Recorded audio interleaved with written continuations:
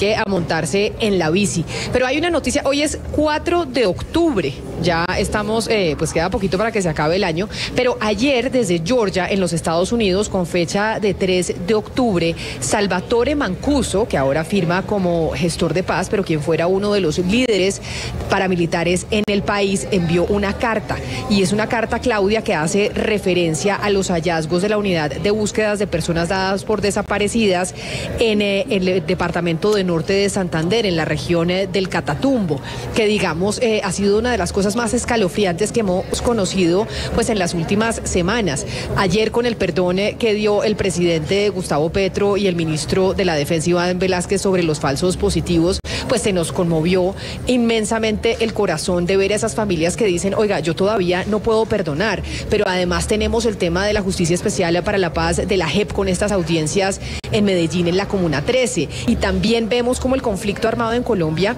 dejó hornos crematorios, en donde se muestra cómo ahí se llevaba a las víctimas y se quemaba a las personas por parte de los paramilitares, y precisamente sobre ese hallazgo se envía esta carta por parte de Salvatore Mancuso al país. Es que esto abre un nuevo capítulo de horror, Camila, porque en efecto, ¿qué pasaba específicamente en Norte de Santander, en la frontera entre Colombia y Venezuela? Ahí estaba el bloque frontera, el comandante de ese bloque era Jorge Iván Laverde, conocido como alias El Iguano. Recuerde usted que había pues connivencia con funcionarios en la fiscalía y el ejército para llevar a cabo estas ejecuciones pues de personas que se consideraba que eran auxiliadores de la guerrilla, y entonces ellos tenían una modalidad inicial para cuando mataban a la gente, que era que la botaban al río. Cuando la botaban al río, muchas de estas personas terminaban pues flotando y apareciendo, y ¿qué pasaba? Pues que quedaba un cuerpo, ¿cierto? Un cadáver. Entonces la fiscalía pues tenía que sí o sí investigar. En un momento que esto pues, va saliendo de control, una persona en la fiscalía que hoy está prófuga de la justicia, la fiscal Ana María Flores, si no recuerdo mal su apellido, le manda a decir a alias El Iguano, oiga, hagan otra cosa con esos cuerpos, porque pues, mientras haya cuerpo nos toca investigar. Entonces, o sea, una fiscal que está prófuga de la justicia, pero que era aliada de los paramilitares en ese momento. La de Cúcuta, la exdirectora de Fiscalía de Cúcuta. Y entonces... Pero qué horror, perdóneme. Es horrible. Es horrible pensar que una fiscal le dice, oiga, hágame el favor y se desaparece y se deshace de los cuerpos, porque si usted los sigue botando al río nos va a tocar investigar y los vamos a encontrar. Entonces mire a ver cómo se deshace. Es el horror de la guerra y de lo que hemos vivido en este país. Exacto. Entonces ella es la que le manda ese mensaje al bloque Fronteras, comandado por, en ese momento, alias El Iguano.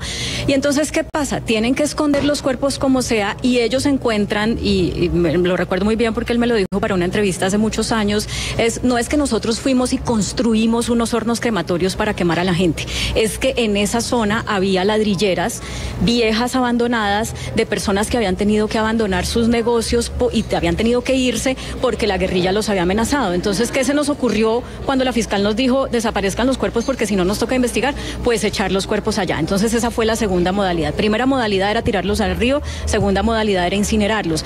Pero ¿qué pasa? Y esto lo conecto con la carta que envió Salvatore Mancuso ayer, que también, digamos, era más conveniente desaparecerlos de las autoridades, de toda posibilidad que las autoridades colombianas los encontraran. Entonces, ¿qué se les ocurrió? Botémoslos en Venezuela. Entonces, pasaban la frontera con la gente viva o muerta, o la justiciaban allá o la pasaban ya muerta y botaban los cuerpos en Venezuela. Entonces, ¿qué está diciendo Salvatore Mancuso ahorita que se conoce esto de los hornos crematorios? Nosotros, se refiere a él y a otros excomandantes de las AUC, somos indispensables para poder ayudar a las familias de las víctimas a encontrar esos cuerpos, porque nosotros sabemos dónde están. Pero ¿qué es lo que pasa?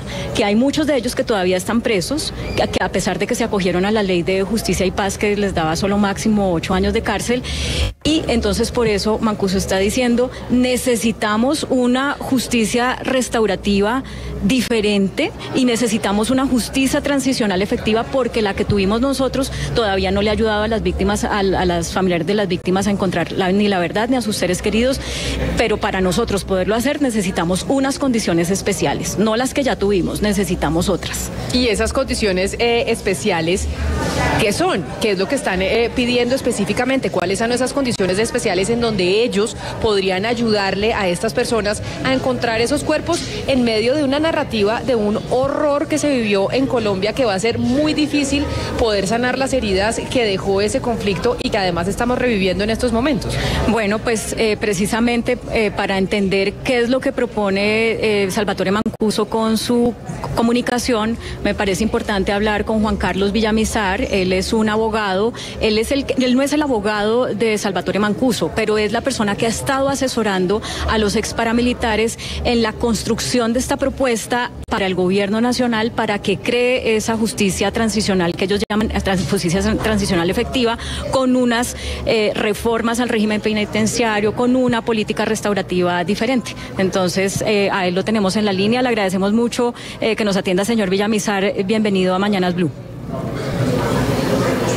Hola, buenas tardes, Claudia, Camila y a todos los oyentes. Buenas tardes.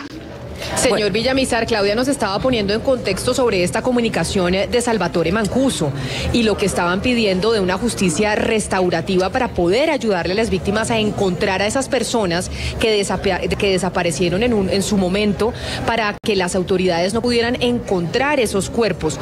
Esa justicia restaurativa que se está pidiendo, ¿en qué consiste? ¿Qué es lo que solicitan que se cree en Colombia para que se pueda colaborar por parte de estos líderes paramilitares que están o fuera del país o en las cárceles en Colombia? No, realmente no hay necesidad de inventar nada nuevo. En Colombia se está implementando un sistema de justicia que ya tiene incorporado el paradigma restaurativo. Por lo tanto, lo que se necesita es implementarlo a profundidad.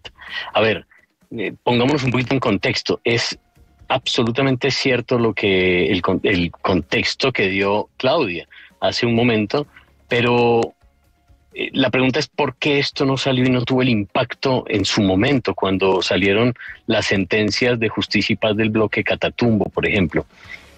Y no lo tuvo porque los sistemas de justicia transicional no tenían los dientes que tienen ahora para poder aplicar unas metodologías, unas rutas que permitan que los máximos responsables, los responsables de estos crímenes atroces además, puedan participar en la búsqueda, en la identificación y en la entrega digna de estos restos a las víctimas. Así que en materia de búsqueda de personas desaparecidas ya hay una institución que se encarga de eso. Aparte está la JEP y aparte están los instrumentos de la Oficina del Alto Comisionado que pueden permitir que los responsables participen activamente de estas búsquedas. De eso se trata. Abogado Villamizar, como usted bien dice, esto ya lo habían dicho en las audiencias de justicia y paz, pero no había tenido el impacto que está teniendo ahora. Y uno se pregunta, bueno, ¿por qué si ya está ahí sencillamente no se cogen esos testimonios de hace años que están en todos esos tribunales de justicia y paz y con eso va y se busca a las personas? Y sino que hay que volver a hablar con los jefes exparamilitares para darles unos beneficios judiciales que no están recibiendo, pero que hoy en día ya fueron creados, digamos, a la luz de la Justicia Especial para la Paz o los que se vayan a crear en el nombre de la paz total. Es decir, uno diría, si ellos ya dijeron toda la verdad y como a lo que se comprometieron, pues no hay necesidad de que sigan diciendo nada porque simplemente es ir a revisar los archivos. ¿O es que no han dicho toda la verdad? Esa es una muy buena pregunta. Es que no habían instrumentos para hacer esas búsquedas. No había los instrumentos como los que hay ahora desde el sistema integral. Es que el hecho de que se constituya una institución como la Unidad de Búsqueda de Personas Dadas por Desaparecidas permite hacer una búsqueda con instrumentos robustos. Es cierto, esto está planteado en unas sentencias judiciales, unas sentencias de justicia y paz, pero por ejemplo, las coordenadas puntuales, la búsqueda puntual, fue algo que quedó pendiente. Yo sí creo que las decisiones de justicia y paz se quedaron cortas, sin duda alguna, se quedaron cortas. En muchos casos han sido los mismos responsables los que han tenido que hacer búsquedas extrajudiciales en procesos con las víctimas directamente para poder dar con los desaparecidos. ¿Por qué ahora? Porque ahora hay más condiciones, porque ahora se están presentando las posibilidades de que estas personas participen de otra manera. Pero claro, todavía hay desafíos. Mire, usted tiene bloque Catatumbo, más o menos casi 40 personas que fueron responsables directos de estos crímenes, que están en diferentes cárceles del país y que están prestos para aportar puntualmente coordenadas, lugares, etcétera, etcétera. Pero sí, si usted le aplica un enfoque restaurativo, esto necesita otras cosas. Las víctimas necesitan no solo la coordenada y señalar el lugar, necesita un porqué, necesita una verdad, necesita una explicación, necesita un pedido de perdón, etcétera, etcétera. Y de eso se trata un enfoque restaurativo en estos procesos. Y señor Villamizar, usted nos ha explicado que formalmente no es el abogado del señor Mancuso, lo ha asesorado especialmente pues en estos temas de comunicaciones y en lo que él está tratando de hacer. Sí, de hecho no soy abogado. Sí, eso es lo importante, claro. Pero usted, ¿cómo se imagina la llegada del señor Mancuso a Colombia cuando se produzca, si es que se produce? Porque sabemos que él le ha pedido al gobierno que se acelere ese momento. Más allá del tema jurídico, ese momento, ¿cómo se lo imagina? El rol que él puede jugar en la sociedad, en el debate público, en el tema de la restauración, ¿sería alguien activo en los medios de comunicación? ¿Cómo se lo imagina ese momento que pues será una conmoción tremenda para el país cuando él ponga un pie en Colombia después de casi 20 años por fuera? Yo creo que aquí hay un retorno no solo de Mancuso, aquí hay un retorno de los excomandantes de las AUC, un retorno a lo público, un retorno a la sociedad, que estuvieron durante muchos años en sus procesos judiciales, que nadie más supo de ellos, y ahora, a propósito de la política de paz total del gobierno del presidente Petro, pues se abre un escenario, y es que vuelvan a ayudar a cerrar lo que ellos mismos iniciaron, toda esta confrontación armada. Y esto tiene que ver con un concepto básico que también está ligado a lo que proponía Mancuso ayer, y es: no sacamos nada con tener a todas estas personas privadas de la libertad cuando pueden estar aportando soluciones concretas, verdad concreta, que ya la han dado durante muchos años en sus procesos judiciales, pero que pueden aportar, por ejemplo, a procesos de desmovilización, de desarme, de diálogos territoriales. Claro, ellos representaron muchas cosas nefastas en este país. Y después de todos estos años tienen una experiencia que le puede servir al gobierno nacional para este desafío mayúsculo que es hacer una paz total con tantas conversaciones abiertas al mismo tiempo. Por lo tanto, yo creo que no solo él, todos ellos, o la mayoría de ellos, tienen un papel bien importante que jugar en toda esta agenda de paz. Señor Villamizar, esta comunicación que envía ayer desde los Estados Unidos Salvatore Mancuso tiene como principal destinatario ¿a quién?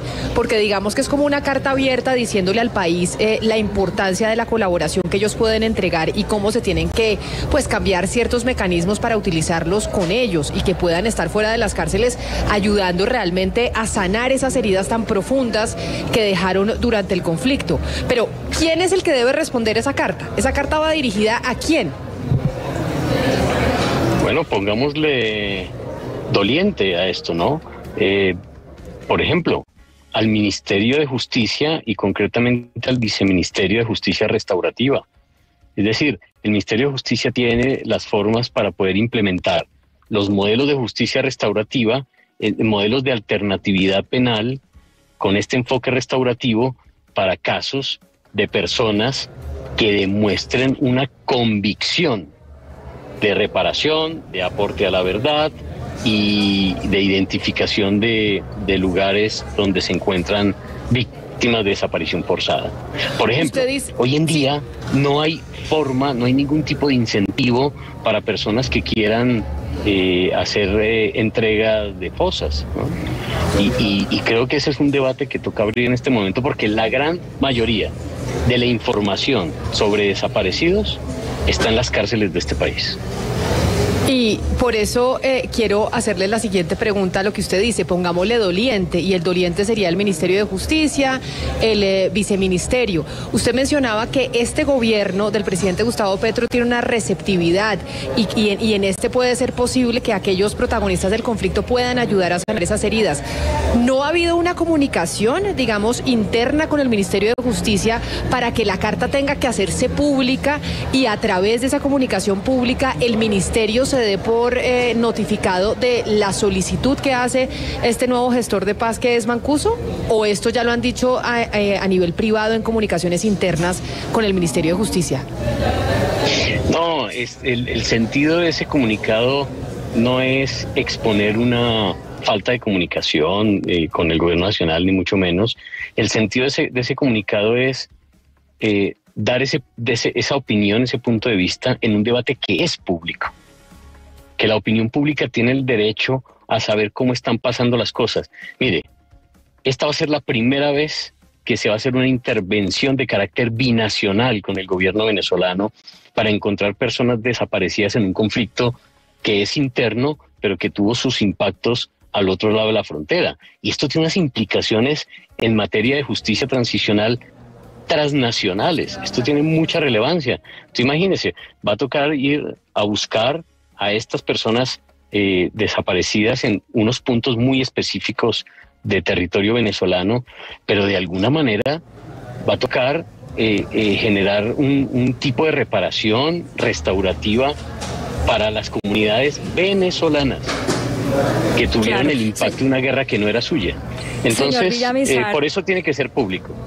Un punto importante acá es que cuando el señor Salvatore Mancuso en esta comunicación habla de reformas sustantivas al régimen penitenciario y de políticas en justicia restaurativa, yo quisiera saber si eso concretamente se traduce en que él está pidiendo que cuando regrese a Colombia pueda hacerlo en libertad sin tener que pagar por los procesos que tiene pendientes en nuestro país. ¿En eso se traduce específicamente, en que él pueda estar en libertad y en que salgan libres los excomandantes de las autodefensas que aún están presos en las cárceles? ¿Es eso exactamente?